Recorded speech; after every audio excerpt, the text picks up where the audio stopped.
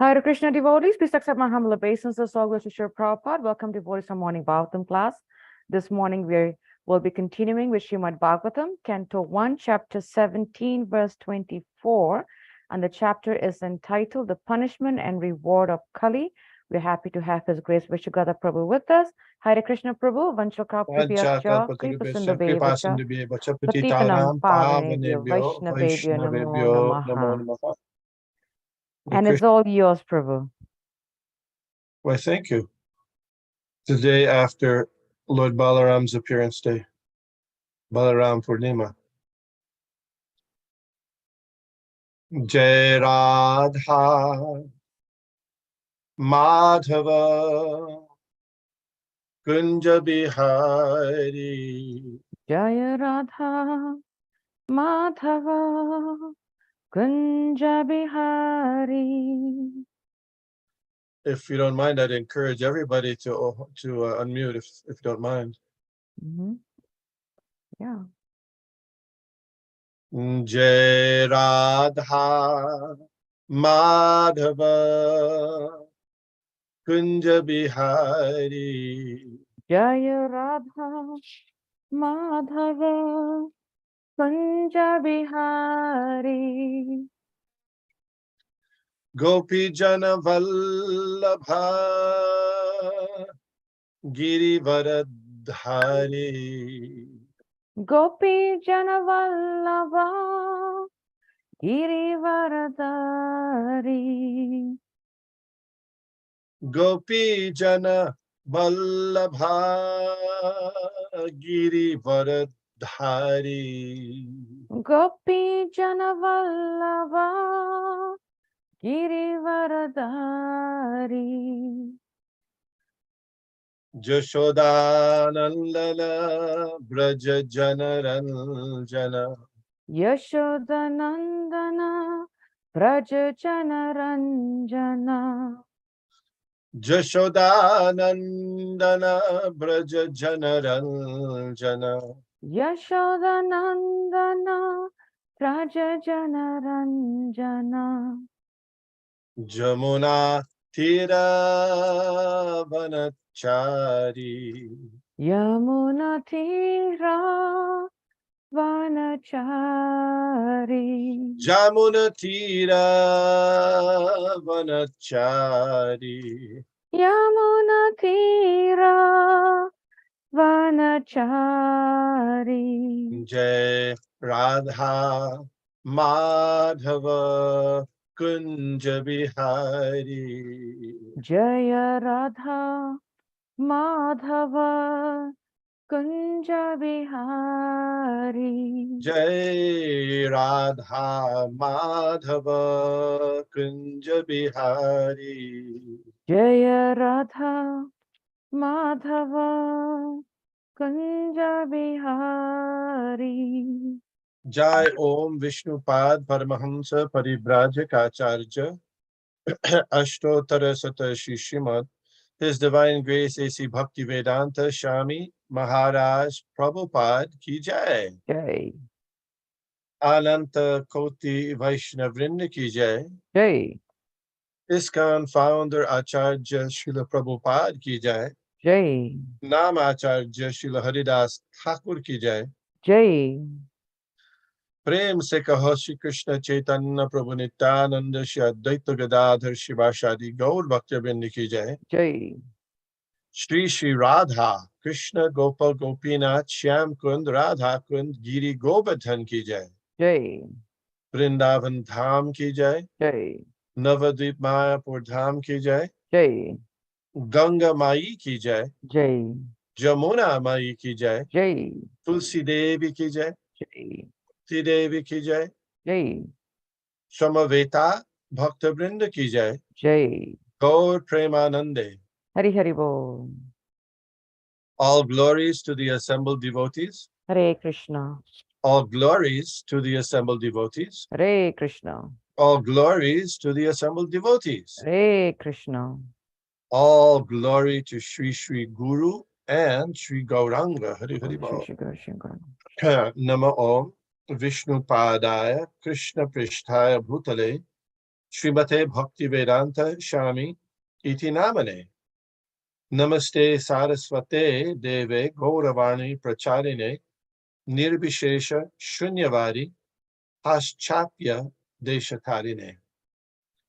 Om Namo Bhagavate Vasudevaya. Bhagavate Vasudevaya. Om Namo Bhagavate Vasudevaya. Om Namo Bhagavate Vasudevaya. Om Namo Bhagavate Vasudevaya. Om Namo Bhagavate Vasudevaya. Vasudevaya.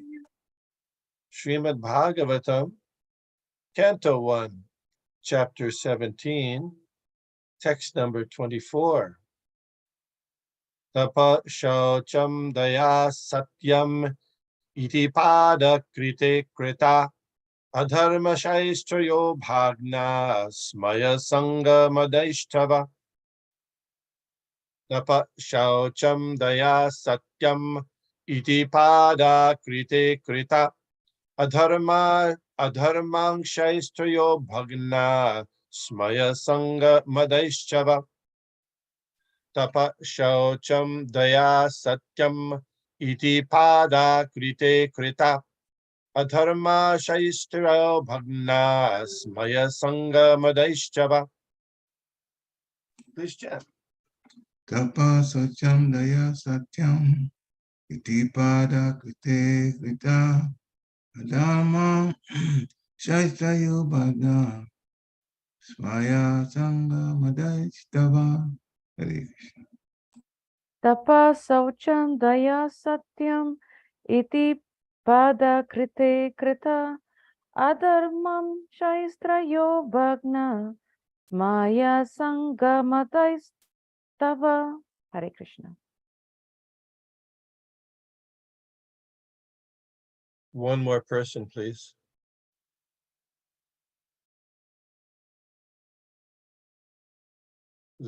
Should I call on somebody? I think they're all in the office, Prabhu. That's Okay. my guess. I see. Okay. Yeah. Sorry about that. It's Okay. Tapa austerity. Shaucham cleanliness. Daya mercy. Satyam truthfulness. Iti thus. Padai pada legs. Krite in the age of Satya. Krita established. Adharma irreligiosity. Angshay by the parts. Traya three combined. Bhagna broken. Smaya pride. Sangha too much association with women. Madai intoxication. Tava your. Translation. In the age of Satya, truthfulness, your four legs were established by the four principles of austerity, cleanliness, mercy, and truthfulness. But it appears that three of your legs are broken due to rampant irreligion in the form of pride, lust for women, and intoxication.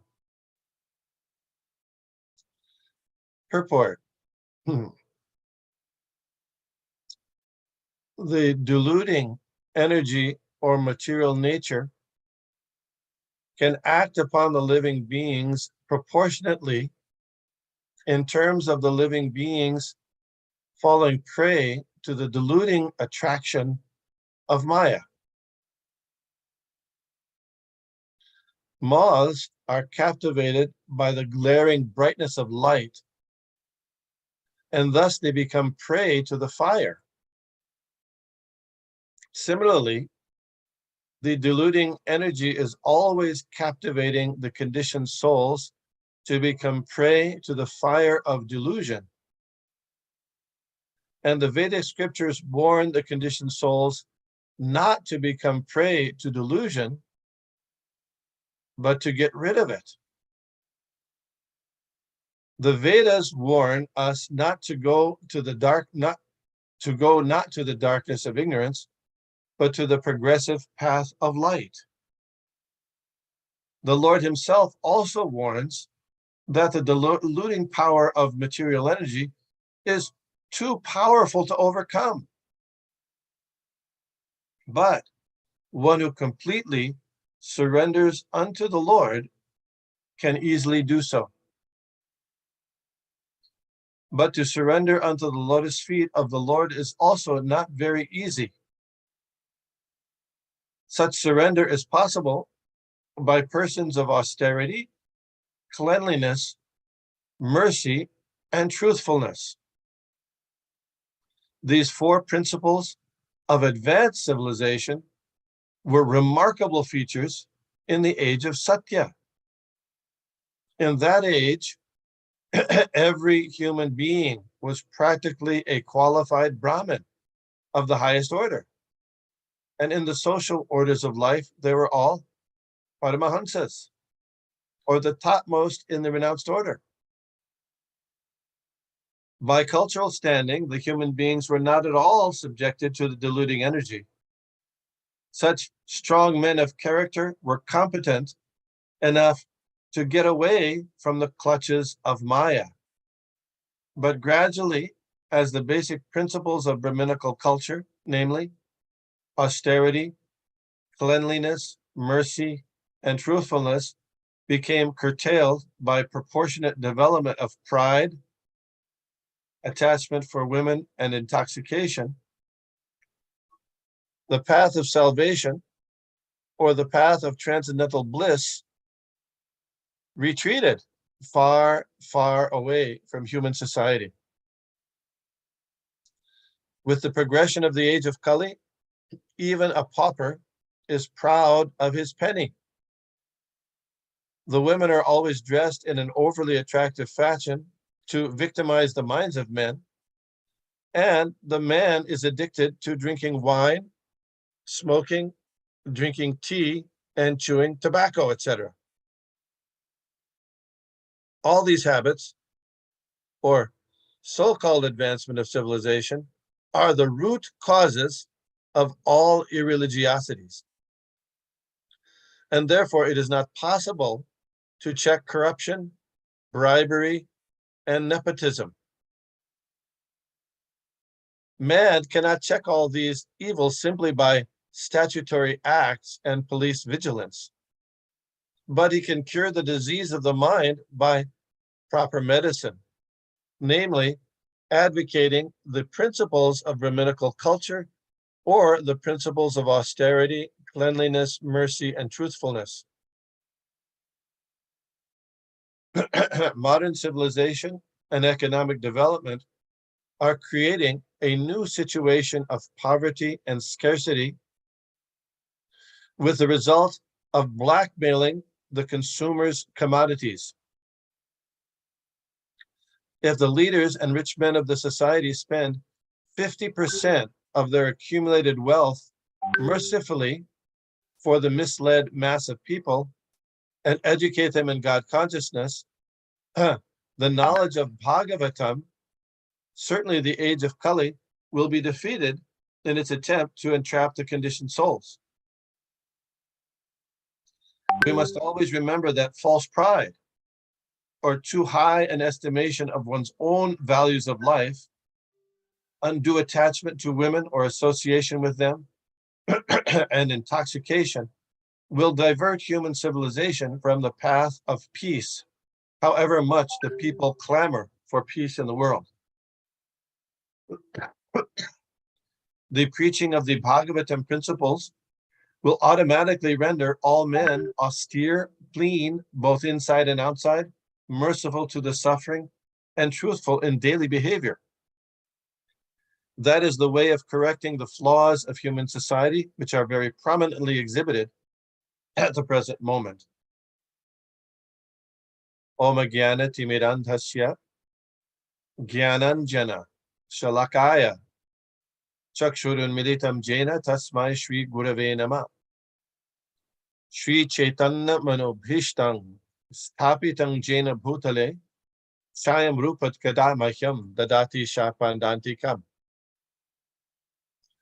Jai Shri Krishna Chaitanya Prabhu Nityananda Shri Advaita Gadadhar Shivashadi Gaur Bhaktabinda.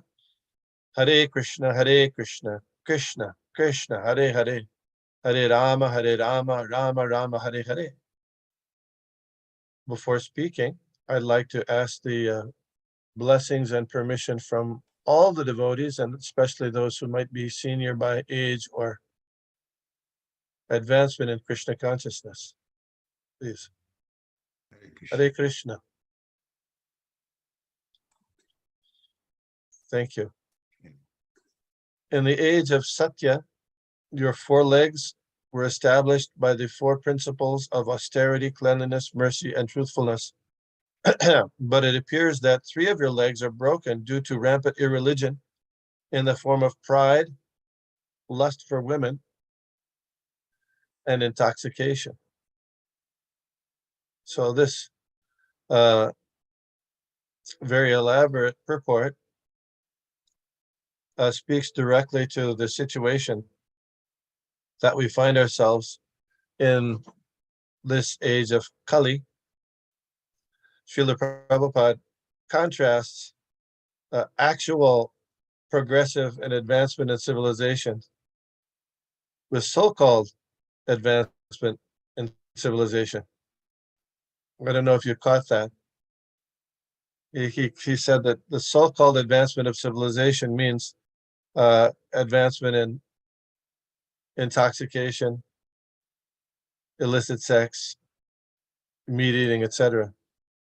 Gambling also. It doesn't mention specifically gambling, but here.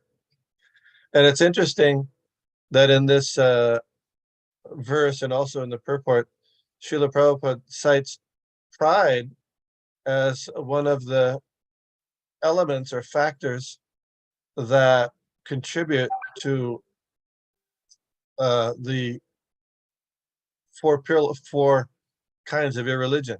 Did you notice that?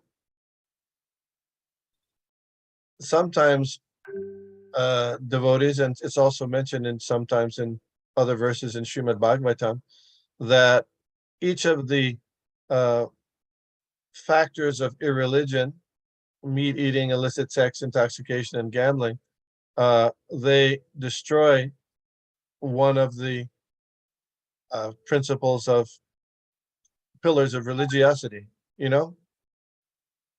Do you remember this stuff?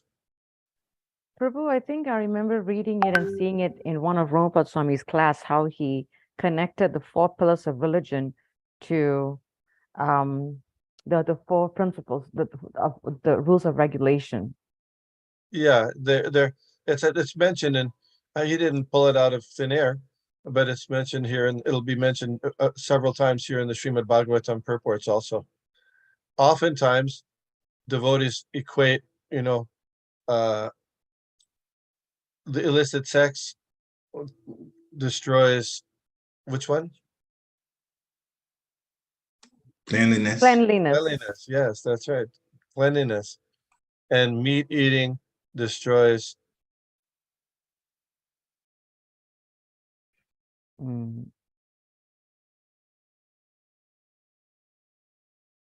mercy. Mercy. Yeah, usually mercy. And intoxication, often said to destroy austerity. Yeah. And gambling tends to destroy Truthfulness. Yeah. So, of course, they're all kind of in it together. They're not really separated. You'll find, when there's one, you find the other quite often. Either, some people, when they drink alcohol, they also have to smoke cigarettes. They come together, and that's just within the intoxication realm, but they come together. But, if you want to take a look at them, they're sometimes separated out, as we said. Meat eating, illicit sex, intoxication, and gambling, and disturb the four pillars of religiosity. But here, Srila Prabhupada is, and in the verse also, it's mentioned that pride as one of the qualities or influences that destroy religiosity, the four pillars, which was interesting. So, what do you make of that? The pride is I would say that pride is kind of an underlying principle that's there in all of the material, deluding things. When you say pride, we can say that's pretty much false pride, because I mean, most pride in the material world is false anyway. Lord Chaitanya and Advaitacharya was saying in the Rath Yatra, he would say, Chaitanya Das Muni, Chaitanya Das, Chaitanya Das Muni, Tanra Dasera Das. So he was very happy. He was saying, I'm a servant of Lord Chaitanya. I'm a servant of Lord Chaitanya, a servant of Lord Chaitanya, and a servant of his servant. So he was proud, but that's real pride. But what we find in the material world is, practically always false pride. And and it's interesting that when Lord Krishna describes the process of knowledge in the 13th chapter, he starts out, I don't know if you remember, he starts out with amanitvam, adambitvam, ahimsa. Amanitvam means pridelessness, humility, beginning. So this idea that we're already great, we're already wonderful, we don't have to do anything, we're already a very high position, and we've got everything covered, and we know everything, then that's leads to our fall down, our becoming more and more entangled in the material energy. As it said, pride cometh before the fall. And we find in the United States, particularly, of course, all over the world, it's all different kind of varieties, but particularly in the United States, people are very, people in the United States are very proud of, we're thinking that we're the best in the world of everything, isn't it? Isn't it? And in the United States, there's different, people in Texas, perhaps they think they're the best of everyone too, of people in the United States. But anyway, this is a part of the diluting energy, pride. It destroys, it contributes to all of our bad habits. So when Mother Kunti was praying, she said, Janmaishvarya Shruta Shribir Edamana Mada Puman Naivar Hatya Bidatum Vai Tvam Akinchana Gochara. She said that people who are intoxicated in this material world, when intoxicated with what? Their good birth, Janma, Aishwarya, their wealth, Shruta, their learning, and Shri, their beauty. They can't understand Krishna. They can't approach him with sincere feeling. So this is that, and that's not even talking about the more developed kind of intoxication, alcohol, street drugs, coffee, tea, etc., etc. We're already intoxicated by these things. And then if we become more intoxicated, what's the possibility of having a clear mind to make sure that we're going to a proper destination? Usually when someone is intoxicated, they have a false sense, several things happen. They have a false sense of their abilities. Did I mention this in I don't remember if I mentioned this in this class, but anyway, during the 1960s, it became very popular to take LSD. LSD? LSD. It was thought to be a gateway to spiritual realization. So many of the leaders of society, at least in the hippie and avant-garde alternative groups, they were advocating everybody should take LSD. So it's kind of funny, some of the stories that result from that. So one story was that, Allen Ginsberg, who was one of the people who chanted Hare Krishna along with Srila Prabhupada, he took LSD, and he was called on the phone by one of his friends, and the friend asked, "Who am I speaking with?" Because in those days, everybody didn't have their personal phones, and sometimes if you have 5 people in your house, you don't know who you're speaking to, right? So I said, "Who are you speaking to?" And on LSD, he said, "You're speaking with God. You're speaking with God." And the person said, "No, what do you mean? What do you mean?" And he said, "No, God, G-O-D, God. You're speaking to God." Yeah, this is the effects of intoxication, right? Expanded view of yourself, of your abilities. Another famous proponent of LSD, who was a Harvard professor, and he decided under the influence of LSD that he could fly. Did I tell you this one? No. So he decided to try out his wings, and he jumped out of a window in Harvard, and of course he didn't die, but he injured himself, crash landing on the floor on the the campus grounds. So this is our feeling of being intoxicated. We have this that increases our sense of pride. I used to have to deal with people who would be mandated for alcohol treatment, usually because they had been arrested for driving while intoxicated from alcohol, and almost without exception, they would say, "Oh, actually, this was the first time I ever drove while intoxicated. First time, and I got arrested." So I would tell them, "Oh, God is very merciful to you. So he's giving you a warning right away, first time." But in reality, people, they often, as soon as they get a little intoxicated, they think, "Oh, there's no problem. I can drive, no problem." Isn't it? This is what usually happens. They think they have this feeling, "Oh, there's no problem. I can do it," even though their faculties and abilities are restricted or diluted. They still think that they're very capable people. They can drive very nicely. This is the influence of material energy, and it happens for everybody. In the United States, people are thinking we're the greatest, or we might have lost a little bit of our shine, but we'll become great again. Isn't it? We'll become great again. And what's the result? So, for example, in this world, in the United States, people think we have the best civilization here, and as a result, we don't look at ways that things can be improved because we're already the greatest. This is a danger. Sometimes when we used to speak to Indian people, and I'm not trying to cast any aspersions here, but you'd try to tell people about Bhagavad Gita and Krishna consciousness, and they would say, "Oh, I'm Indian. I know everything."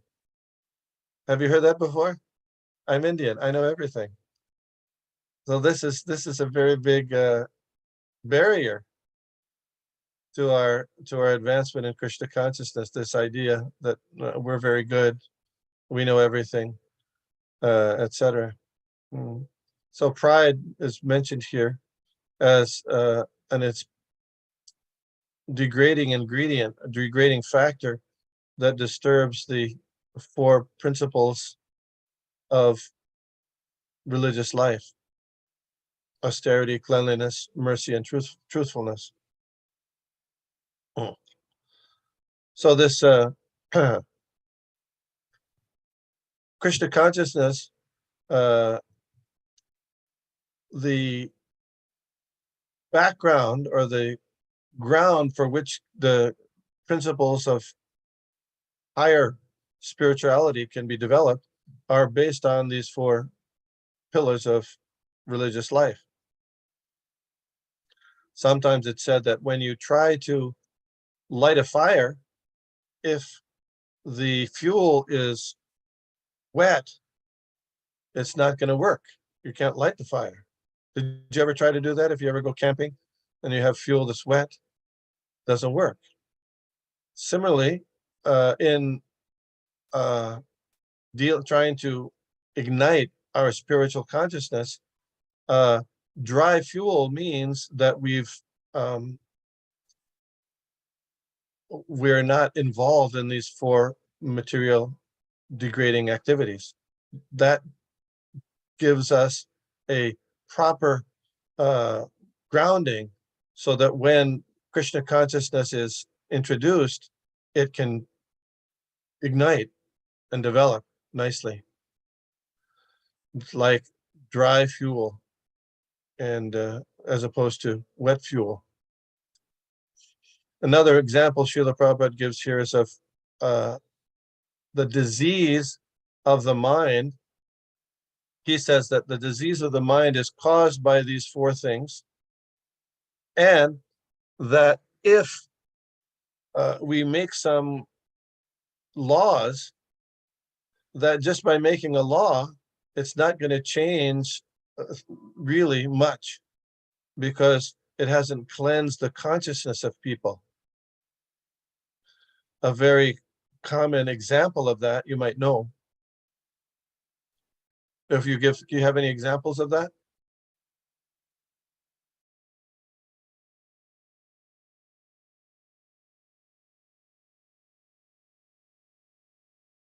Sure, come on. I'm I sure. was taking notes, so I missed the question. If you don't mind, can you please repeat? Oh yeah, sure. So Srila Prabhupada makes the point that just passing a law without addressing these four sinful activities, I mean, just passing a law is not gonna cause people to be elevated, because the influence is strongly there, the desire is there. So he makes that point, that in order to really come to the spiritual platform, there has to be a different approach. And Well, I so, think, Prabhu, one is like driving under influence. They pass yes, the law, but people still do it. yes. A lot of people do it. You'd be surprised. Sometimes a very common example that is sometimes given is, at a certain point back into the 1920s, they passed laws called the prohibition laws. You don't know, this is American history. Anyway, so for probably 30, 40 years, there was a movement in this country, mostly led by religious people, ladies also, because their husbands would go to saloons and get drunk and be out carousing late at night, and then they would, because of their intoxicating habits, they wouldn't go to work the next day, or they'd lose work. And so they allied with corporate magnates, people who were in charge of factories and stuff, and they made an alliance there to get laws passed. Well, those corporate people, they studied the attendance statistics at their factories, and they found that yes, people who drank and who had histories of drinking alcohol, they had much higher absence rates, and so it was costing them money. So they decided to ally with the religious groups to pass laws to forbid the drinking of alcohol. That was called prohibition. This is anyway. People often point to this as the folly of just passing laws. So anyway, what happened was people still wanted to drink. So many criminal elements sprang up and provided to provide people illegally with alcohol in various ways. They would import it from Canada, because Canada, it wasn't illegal. And so that's when, the in the late 20s and early 30s. There was, people like Al Capone and John Dillon. They were involved in bootlegging, which was illegal sale of alcohol, and they became very wealthy, very powerful. Anyway, you don't know this. This is anyway. So anyway, people point to that as showing that the just passing a law is not going to work. Of course, it depends on what yardstick you use to measure the effectiveness of a law. For example, people say that the statistics showed during the time of prohibition that there were many fewer deaths due to alcohol, liver poison, liver disease than before. But anyway, the general idea is that because people still wanted that, their minds weren't changed, they still were involved with this, completely under the control of material nature. They didn't have a higher taste, therefore they still were going to go after the alcohol and speakeasies and in illegal ways. And so then eventually, after a few years, the law was overturned and people were very happy about that. In India, similar thing. In case you didn't know, many states in India, all of India practically, had prohibition until about in the 1970s. And at that time, the Prime Minister of India encouraged people to pass laws to allow intoxication. And she took, after passing those laws to allow intoxication, she took a glass of alcohol and drank it down and said, "Jai Hind, Jai Hind." Very interesting. Anyway, there's still one or two states that have prohibition in India. But the idea is that without cleansing the heart, people's material and desires remain, and they'll come up again at this first opportunity. So Srila Prabhupada was talking with one of the police commissioner in Chicago in 1975. And there's a nice discussion that he had with this police commissioner. And the topic of their discussion was crime and what to do about it. You might read this. And so Srila Prabhupada's comments similar to this was that, you're not going to be able to you've passed so many laws. And at that time, particularly, crime was increasing, even though so many laws have been passed. So something's wrong, something is messed up. And if you think about it now, I mean, from that time, crime, United States, in case you didn't know, has the most people in jail per capita of any country in the world. It's the most people in jail. So even though it's supposedly a great country, but something's messed up. So Srila Prabhupada advocated that if you really want to eliminate or minimize crime, then the thing to do is to have a big sankirtan, chantings of the holy names of the Lord, and in public places, and freely distribute prasadam, food, sanctified food offered to Krishna. Yeah. And the man, of course, said, "Well, we really can't do that. That might be sectarian, and we can't have religious people do things like that." But if you think about it, what does the government do now? What kind of things do they do now for the people? Well, if you're living in Philadelphia, a certain the Philadelphia taxes are a little more than other places taxes. You know why? Because there's a tax that you have to pay to pay for the stadiums here in Philadelphia, the sports stadiums. Did you know that? Yeah.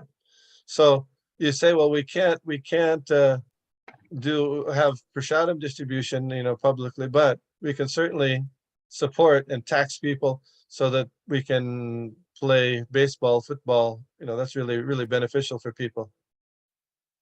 You know that?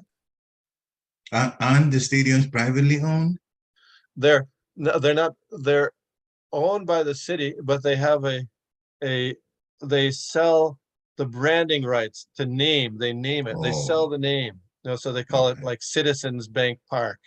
They sell the name. That's how they get some more money for it. I But it's see. all it's paid for by the city. Every every Okay. every city in the country, it's like that. They pay the Oh, city taxes, pay it. So you can say, oh, we can't do that, but they're already doing it.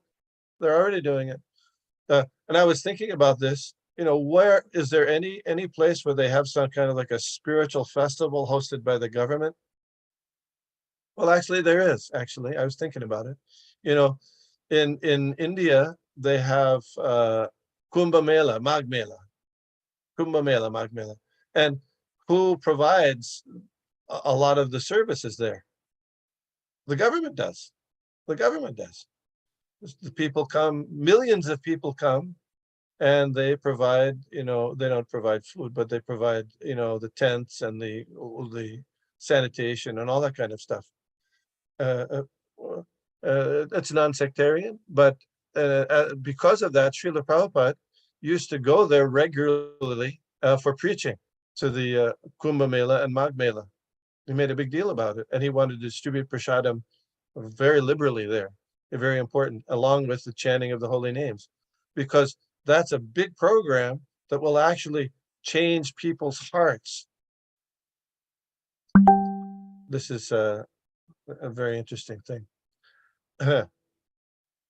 So, in a small scale, ISKCON also tries to do something like that when we have our Ratha Yatra, chanting the holy names and distributing prasadam freely to everybody, because that will actually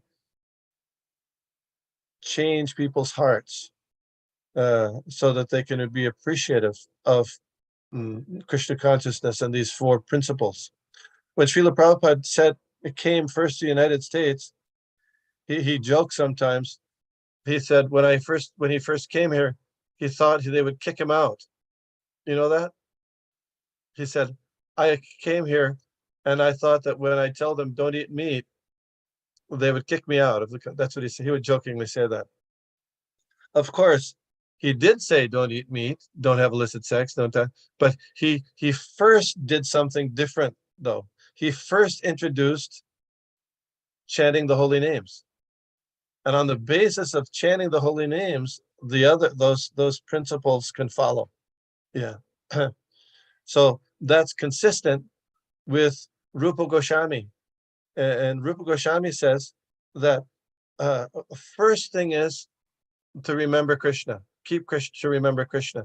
And all the rules and regulations, kinkara means they'll follow, they're servants of that rule and regulation. So first introduce chanting of the holy names, remembering Krishna, and all of the good things will follow. So in a similar way here, Srila Prabhupada in his purport is saying, yeah, if we can introduce Krishna consciousness here in this case by hearing Srimad Bhagavatam, and of course, chanting the holy names is the prime method also of Chaitanya Mahaprabhu.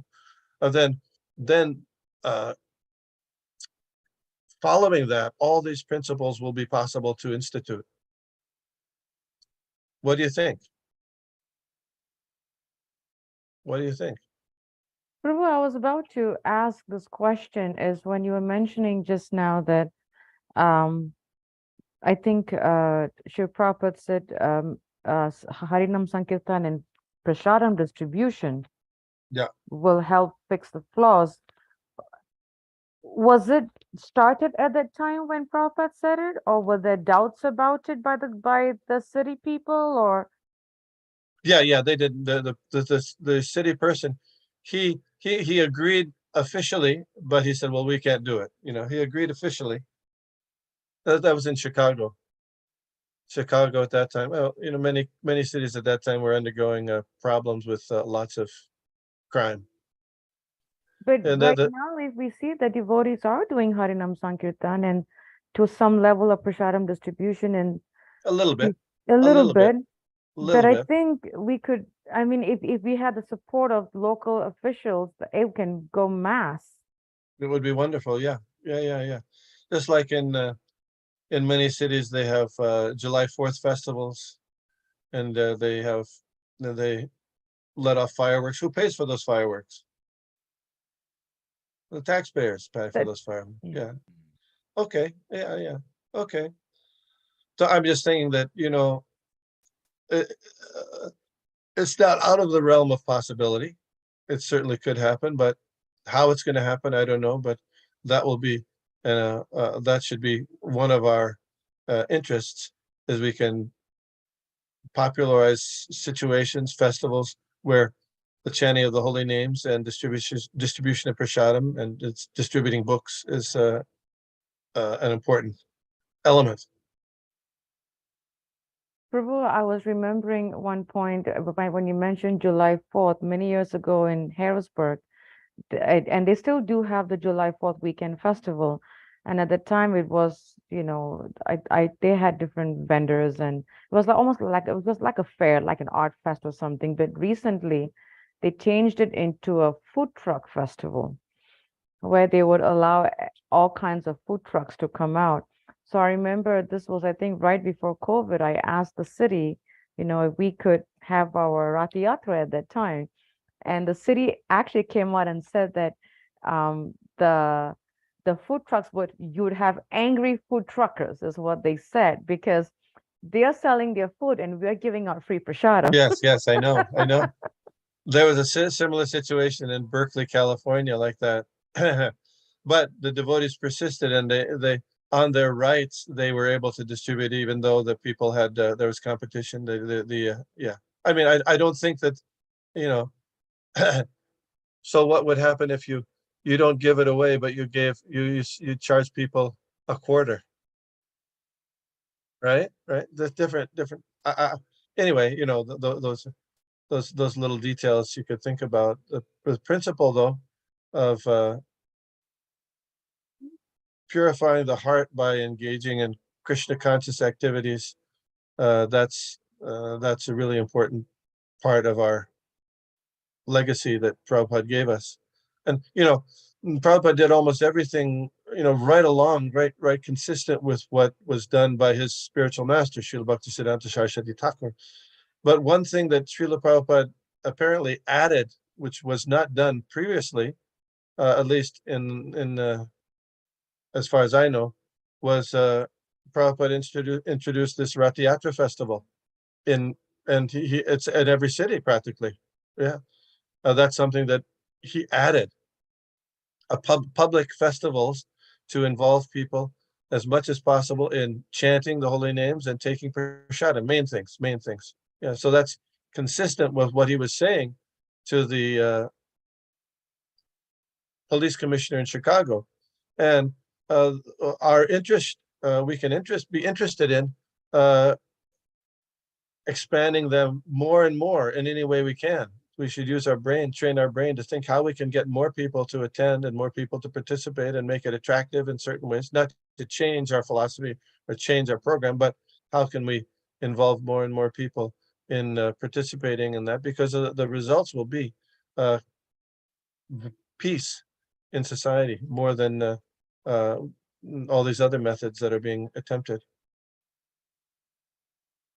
I even had a thought, Prabhu. There's one devotee named Sankirtan Yagna. You might know him in Baltimore Temple. And he Yes. does the food truck. And a thought crossed my mind, probably I should invite him to come do the food truck during the July 4th. Oh, okay, good idea. I just had that thought, because that way, then at least we are, even though we're selling, but we're selling prasadam, and but because he does really well in Baltimore. And I mean, one could think, this is kind of, you could distribute something freely and other things sell, both things. That's in Philadelphia, that's what, we always have a free feast, and, we try to make a very elaborate free feast, you might know. And, but at the same time, we have a booth where we sell prasadam there's always somebody who wants to buy stuff too. And there's a little more variety. Okay. Yeah, you do that too. And you do that in Harrisburg as well. You sell prasadam, you have your, yeah. Parikshit Prabhu. Hare Krishna, please accept my humble obeisances, God, Srila Prabhupada. So when you were speaking, I remembered that this past Rath Yatra in Harrisburg on July 8th was actually a situation that affected one person who was about to commit suicide, but was going to commit suicide in a place that was near where we were having the Rath Yatra.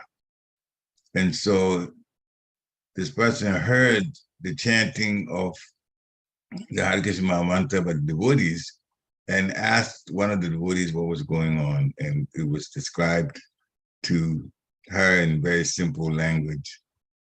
And that changed her mind. She didn't take her life that day.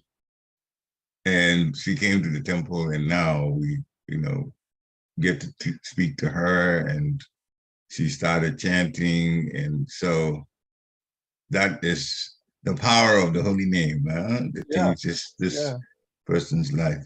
Hare Krishna.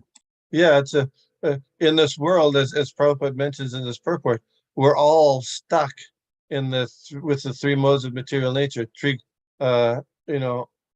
Daivahiyesha gunamayi, mama maya daratyaya. Guna means ropes. We're bound up by those ropes, and by the ropes of material nature. One time sooner or later, we're really put in really difficult situations. Maybe not today, but tomorrow or the next day, and it's not possible to extricate ourselves from those situations. How? Only by our own effort, but by surrender to Krishna, hearing the holy name, chanting. That's a kind of surrender. Srila Prabhupada said that Lord Krishna, when he came, he said, Sarva dharman parityajya mamekam sharanam braja ahang tvang sarva papebhyo mokshyashyami masucha. You surrender to me, I'll protect you from sinful reactions. And he said, Lord Chaitanya said the same thing. Kirtaniya sadahari, always chant the holy names. No difference, he said. That is surrender. So people, they surrender by chanting the holy names. Yes. And that frees you, as Parikshit Prabhu nicely pointed out, that frees us from entanglement in the material nature, the three modes of nature, the ropes.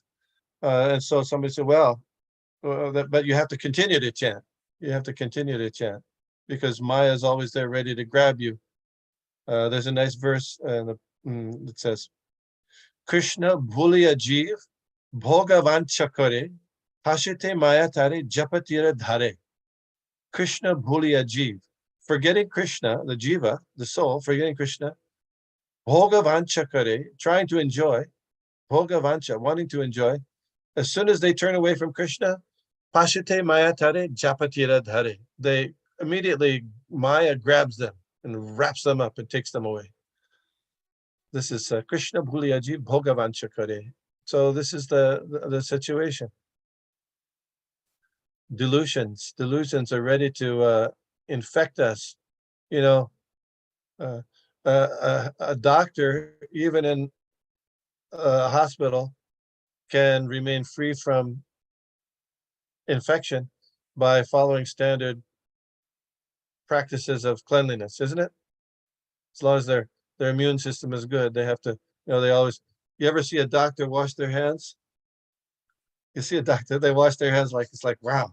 Yeah. And they wear, and they have, sterile gloves and all that stuff. So they can be free from the infections that are prevalent there. So similarly, devotees, we can become free from the infection of the three modes of material nature by chanting the holy names and following these principles of austerity, cleanliness, mercy, and truthfulness in the service of Krishna. We perform austerity. What is the austerity? Chanting 16 rounds, rising early, right? No meat, fish, or eggs, no illicit sex. These are austerities. On certain days, fasting, etc. Cleanliness, bathing, best twice daily at least, sometimes 3 times daily. These things. Hare Krishna. Thank you, Prabhu. Yeah, such wonderful points, and it boils down to what your Prabhupada says. The way of correcting the flaws of human society is preaching of the Bhagavad principles will automatically render all men austere, clean inside and outside. He says, inside Yes. and outside. Powerful point. Thank you so much, Prabhu. Would like to ask devotees if any questions. I know we just started asking questions, not even realizing that we were asking questions. I apologize for that. That's fun. That's fun. Yeah. If there are any questions from devotees, any thoughts, any clarification, please do unmute yourself. Ask a question, or you can put it in the chat and I'll be happy to read it. Again, I apologize that I did not say that earlier when I just started asking questions. Prabhu, there's one question that it might be because I'm not understanding it, where Srila Prabhupada says, all these habits or so-called advancement of civilization are the root causes of all irreligiosity, and therefore it's not possible to check corruption, bribery, and nepotism. I'm not quite understanding the nepotism part. If you could shed some light on that, Prabhu. Well, what is nepotism? What is your understanding of nepotism? I think it's favoritism. Is that what it is? Nepotism, my understanding is, maybe Parikshit Prabhu wants to say. Nepotism generally, I believe, means you get your relatives in positions of power. That's my understanding. Okay. So Yeah, it's that's what I know also. Yeah. So, I mean, bribery.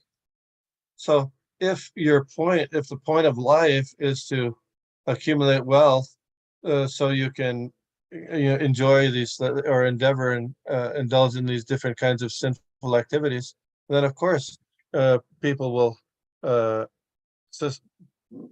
be susceptible to bribery, just like in in Mexico or in many third world, also in the United States too. It happens that I was surprised that I was trying to get a permit to do some construction work in Jersey City under one administration, and so we went to the permit department for construction, and outside the door there was a guy waiting, and he said, "Well, before you go in, you got to give me something." You had to give him a bribe in order to see the guy to get a permit. I was surprised at this. I mean, this is, you think about it in other countries, but yeah, it's awesome. So, the police, you bribe the police so they're not going to do anything to this drug cartel, right? Or you can make legal bribery. You've got certain industries that lobby the government to pass laws according to that's beneficial for them, not for the people, or not for the health of the people.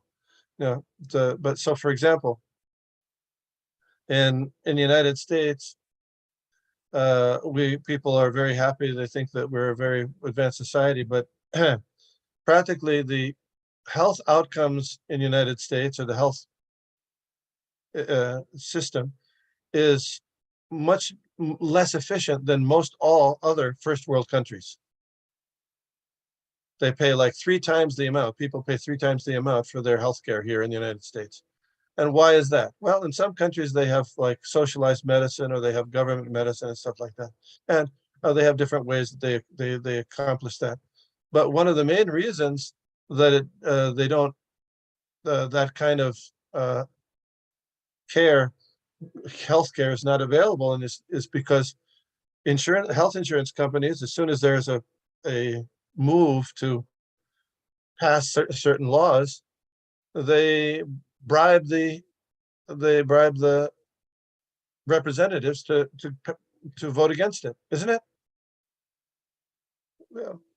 So there's bribery on a big scale or bribery on a small scale. This happens because of the want for money, and what is that used for? For these four type of activities. Why do you need so much money? Well, you want to carouse, do things like eat meat, illicit sex, intoxication, gambling. Come on. When who was that? The sons of Kuvera, their wealthy father. So what do they get involved in? Intoxication, and they're carousing, right? They're carousing. Yeah. As soon as you get some extra wealth, that's what you do. So that's why Brahmins often keep themselves in a condition of having very little, because as soon as they get some money, they like to spend it for service of Krishna. Because otherwise it sits there and they think, oh, so many other things I can do. I can use it for this material activity. It's the tendency. Mm. That's a Actually, good. Go ahead. as you were speaking, I remember one situation in Ghana. This is it was explained by an official who actually was taking bribes to do his work, serve people. And he was explaining that, well, there is a charge by the government for doing this, whatever, I forget the exact details of it, but there was some fee that you had to pay. And he had tagged his bribe just below the amount of the fee. So then he explained to people, you can pay the fee if you want, or you can pay me lower and I will do the same thing for you. Yes, I mean, exactly. this is how bad things have gotten now. Anyway, I was shocked when I heard it, but hey, people are trying to get away with all of this. In India, yeah. I mean, according to what people have told me, and this isn't, it's not gospel or anything, but prior to the administration of Indira Gandhi, there was practically no bribery in India. And nepotism became very strong but nepotism also, I mean, it could mean put your own people in power, or also just people who are yes men, yes men, only do what they can do. They're loyal to you and they'll do anything you say, but they're not loyal to any principle, higher principle. So now, of course, it's probably cleaned up a little bit with the current administration there, but it used to be anything you do, you want to get a plane ticket, you got to give a little bribe there. You get bribe, you get that done. Anybody you go to, bribe them first. That was interesting. Thank you for that. Just to tag a little below and talk about Kali Yuga, all kinds of ways just to cheat, Prabhu. Any little And, way. and this is just the beginning.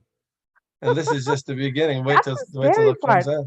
That's Yeah. the scary part, Prabhu. That's the beginning. That's the scary part. Yeah. And Prabhupada talks about the economic development or the people having commodities and the blackmailing. You read that here, blackmailing. So blackmailing, it's already going on. So what happens is, a certain group of people or a certain group of industries, they produce one good, an essential good. And so then because they have control over that production of that particular essential item, they can raise the price unlimitedly. Well, who's going to stop them?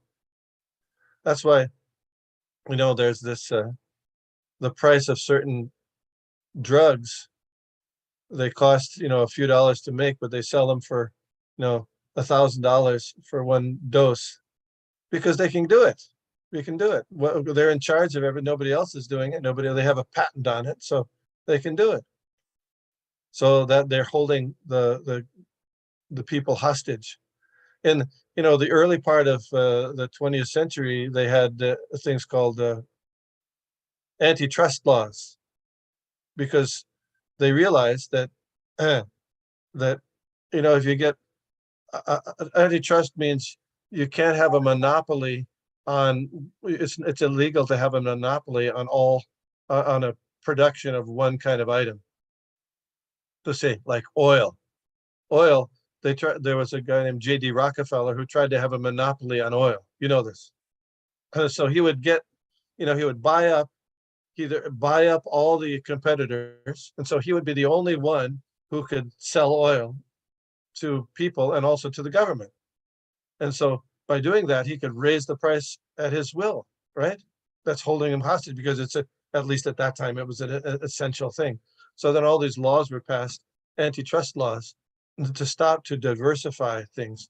But now, since that was way back, 100 years ago, 120 years ago, but now there's been all these mergers. So like the media the media is really one conglomerate, and the medical facilities are one conglomerate. So a lot of things have become monopolized now. So, for example, you know that telecommunications is much more expensive in the United States than in any other parts of the world. You think very, very why? It's controlled by certain people, and so they anyway, that kind of stuff. So that stuff is going on, and it's going to get, and it'll probably get more and more trouble unless Lord Chaitanya's influence and the devotees' influence can be instituted in a reasonable way. By Harinam Sankirtan and Prasadam distribution. Yeah. Thank you so much, Prabhu. Thank you. And also, if one of Prabhupada's instances of Prabhupada's programs was farms too, because Yes. the production of food is more and more being monopolized. You'll see. And now every time you get an apple, you'll see there's a little sticker on it. Do you see that? That's a rule now. You got to have, because everything has to be inspected. You can't just go to a farm and get an apple. It's got to be inspected by somebody. It goes to it's all kinds of controls they have over food, and because of that, they'll increase the price at a certain as they like. Hare Yeah. Krishna. Unless, Prabhu, if we were to purchase, which is kind of, it's only during the summertime, I guess, like when they have this private, like farmers market, like someone Yes. owns it, Yeah. then it's. They're going to try to clamp down on that. They're already trying to clamp down on it, by Yes, the way. they are. What happened in other countries, for example, in South America, American corporations went down to South America and they bought up the water rights. They bought up water rights in different countries like Bolivia. So then, everybody needs water, and so then they bought up the water rights, and then they started charging the local people like 10 times what they were charging before. So there was a rebellion in Bolivia because you need water, and these people they're controlling it. They hold you hostage. So anyway, they kicked them out. But that's the system. Control, and so that's all coming from dirtiness of heart. The drive for profit beyond anything. That's the most important thing, is get profit. What do you use the profit for? For sense gratification, for these 4 principles, irreligious principles. Okay, I talked too much. No, Prabhu, it's really this is really making us, reminding us to really be more serious and take Krishna consciousness seriously, to clean our hearts so that we don't get caught up in this. So this is such a nice class, Prabhu. Thank you so much. And we thank all the devotees for joining us. Vanchakalpibhyascha, Kripasindevacha, Patitanam Pavanebhyo, Vaishnavebhyo Namo Namaha. Srila Prabhupada ki jai. Thank you so much, Prabhu. Hare Krishna. Thank you, Hare Krishna. Jai Shri Prabhupada.